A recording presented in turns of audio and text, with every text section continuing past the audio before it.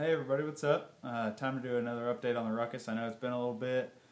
Sorry, what I've been waiting on is it took me a ton of time to I wanted to go ahead and do away with all that wiring mess that you could see in the previous videos.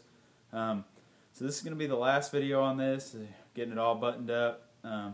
It's going to be dark here soon, so I won't be able to show you it outside really that good, but I'm running a batteryless system. So I'm going to be running everything just off the stator and then running through a regulator rectifier to drop it down to the proper voltage. From the headlights are running on AC, but to drop the I actually have a digital light bulb in my tail light, brake light and tail light, so it's running on DC.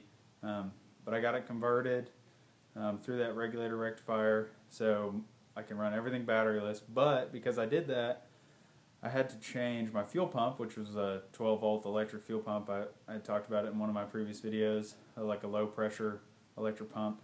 Well, can't have that anymore, obviously, because I don't have a good steady voltage from a battery to power that electric motor. So what I ended up having to do, and why it took me so long, is I had to order a pulse pump. It's cool. You can either run them off vacuum or off of crankcase pressure, which is how I did mine. I tapped a fitting into my valve cover below the baffle. That way, it really doesn't have a whole lot of oil up there. It gets a little bit of blow by, but nothing crazy. And I got see-through lines so that I can monitor it and see if any oil is getting in there or anything. So you run it to the top of this pulse pump, and you have an inlet and an outlet, and then a pulse fitting on top of this pump. Hook it up. And then it actually creates enough vacuum and everything from this. It's a diaphragm in there moving up and down to power, to suck the fuel out of the tank and up to the engine. So I got it hooked up here. I'll show you how it's hooked up, and then I'll come back with it all buttoned up. Okay, so here you can see now all that wiring mess that was over here. I mean, there was like a fat cluster of wires right here. So now there's actually only 3 wires that are working. You have this yellow wire right here, red wire, and the green is the ground. And the white one comes from so I guess 4 wire. The white one comes from the stator up to the regulator rectifier. Where is that? Right here. So anyway, I'll lift this floor pan up. Right here's the pulse pump. Here's where I tapped into the valve cover. I got this, this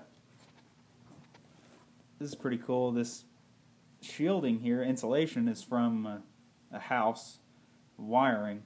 A friend of mine is building a pole barn, Bo the mechanic, and took one of these that he had pulled some wires out of, and I actually used it as a sheath to put the fuel line inside of, so it looks a little more industrial and hardcore, all about the hardcore. So this top fitting here is the pulse from this bung in the valve cover. You have your inlet here, and your outlet is right here. And that runs down and goes into the carburetor down here.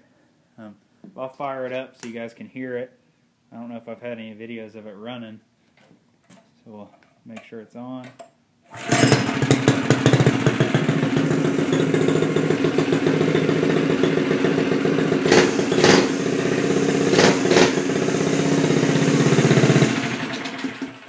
Sounds pretty mean. Still kind of sounds like a lawnmower, unfortunately, but what can you do? So here it is, pump working.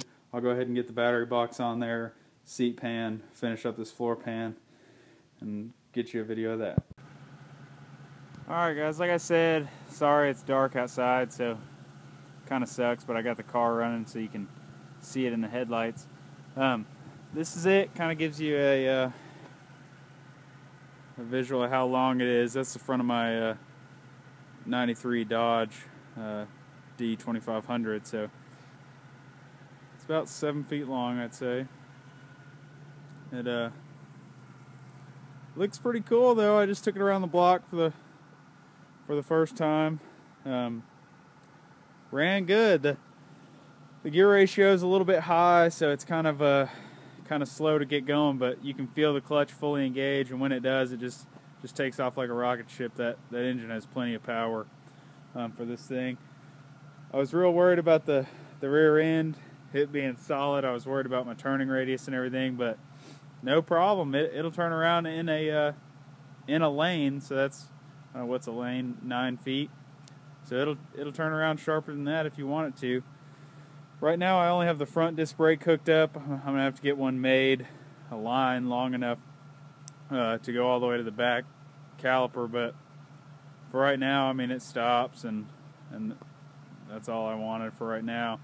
I got to get it a lot more cleaned up right now. I mean, it's been sitting for a couple of years, like the chassis and everything. So I'll have to get it cleaned up tomorrow and be able to start cruising around with it. It like I did earlier, started it up and it runs good. I just had to wait for that fuel pump. But there, you can see the tail light working. There's the headlight. All runs with no battery. Got my brake light.